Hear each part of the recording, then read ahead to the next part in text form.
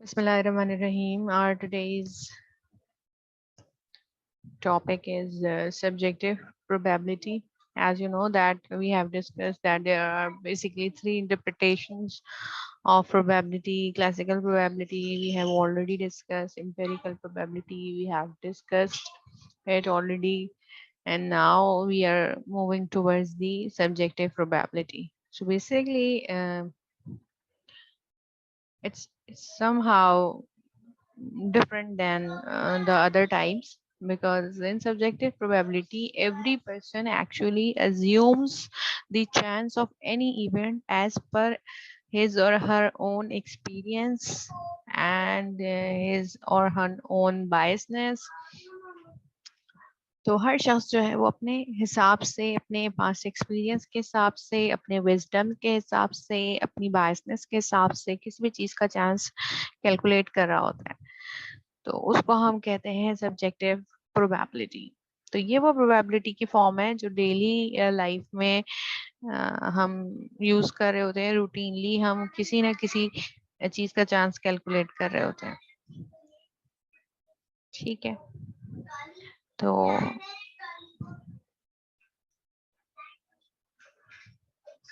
इसमें बहुत सारे एग्जांपल्स इसमें हो सकती हैं। फॉर एग्जांपल, एक डॉक्टर जो है वो मरीज की कंडीशन देखकर ये चांस बता सकता है कि भाई इनके सरवाइव करने का चांस क्या है। ठीक है, समटाइम्स ऐसा भी होता है कि चांस बहुत कम होता है सरवाइव करने का, बट स्टिल द पेशेंट सरवाइव्स। ठीक है, मगर इसका मतलब ये नहीं होता कि अगर मैं कहूँ कि 95% चांस है कि भाई पर्सन जो है वो उसकी कंडीशन जो है बहुत सीरियस है और वो सरवाइव नहीं कर सकेगा, लेकिन 5% इस चीज का भी चांस है कि वो सरवाइव कर जाएगा। तो लेकिन चांसेस हाई है कि नहीं कर सकता, लेकिन उसके बाद भी अगर वो पेशेंट रिकवर कर जाता है तो इसका मतलब हम उस चांस को इग्नोर नहीं कर सकते। ठीक है, यानी जब तक 1% भी किसी चीज का चांस है वो चीज हो सकती है, और उसके होने में फिर कोई हैरानी और परेशानी नहीं होनी चाहिए। ठीक है, तो subjective probability it uses a probability based value on the basis of the educated guess और estimate, employing opinions or inexact information. So, for example, a sports writer may say that there are 70% probability that the Pirates will win the pennant next year.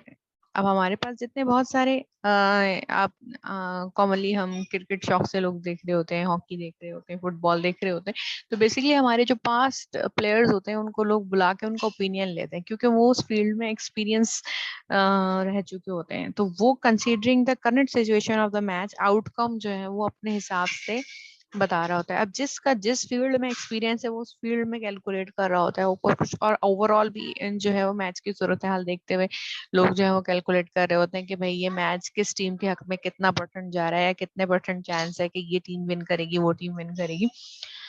तो ये चीज जो है ये हर शख्स अपने हिसाब से कैलकुलेट कर रहा होता है, अपने हिसाब से ऑब्जर्व करके कैलकुलेट कर रहा होता है। तो बेसिकली वो एक तरह से सब्जेक्टिव प्रोबेबिलिटी को कैलकुलेट कर रहा होता है।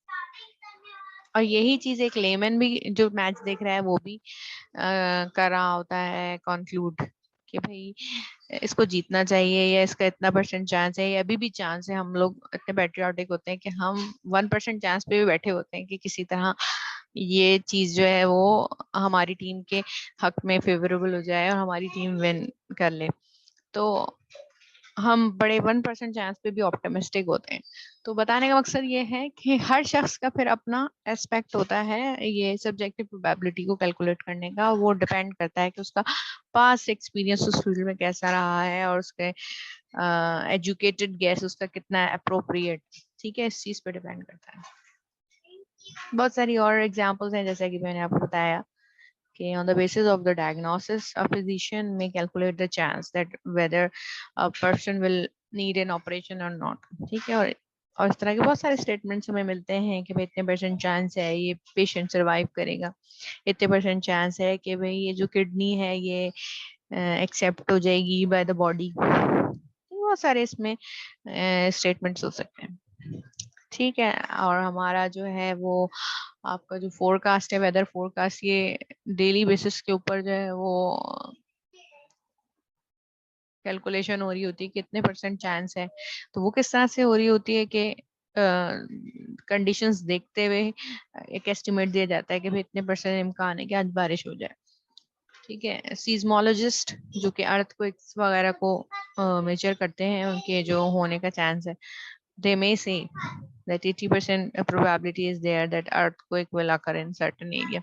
तो 20% इस चीज का भी चांस है कि ना आए। ठीक है, तो अगर ना आए तो फिर हम लोग बड़ा मजाक उड़ाना शुरू कर देते हैं कि भाई ये जो है प्रोडिक्शंस ऐसी होती हैं, जब प्रोडिक्शन करते हैं जब नहीं होती, और जब नहीं होती तो जब बारिश हो जाती है, तो हम इस चांस को असल में इग्नोर कर देते हैं। हम वो जो मैक्सिमम प्रोपोर्शन है प्रोबेबिलिटी का, उसको अज्यूम कर लेते हैं कि हाँ दिस इज 100%, और उसको हम इग्नोर कर देते हैं। बेसिकली जो स्मॉल चांस होते हैं, तो स्मॉल चांस का मतलब यही है कि still there is a chance. ठीक है, तो अगर किसी चीज का 0% चांस है तो इन दैट केस फिर ये है कि वो चीज हो ही नहीं सकती। ठीक है, मैं मिसाल के तौर पर अगर मैं आपसे कहूँ कि सूरज मगरिब से निकल आएगा, तो डेफिनेटली इसका 0% चांस है। ठीक है, और सूरज निकलेगा इसका 100% चांस है, तो निकलेगा, इसमें कोई दो राय नहीं है। ठीक है, तो ये जो स्टेटमेंट्स हैं ये बड़े एब्सोल्यूट स्टेटमेंट्स हैं। ठीक है, तो this is known as the subjective probability, जो कि हर शख्स जो है वो अपने हिसाब से कैलकुलेट कर रहा होता है।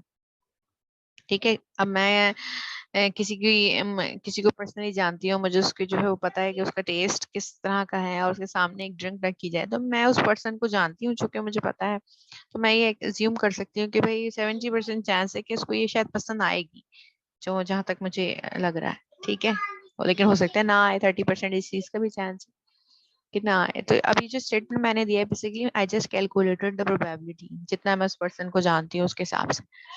तो this is known as the subjective probability. I hope that this is clear in your minds. So if you have any question, you can post it on the WhatsApp group.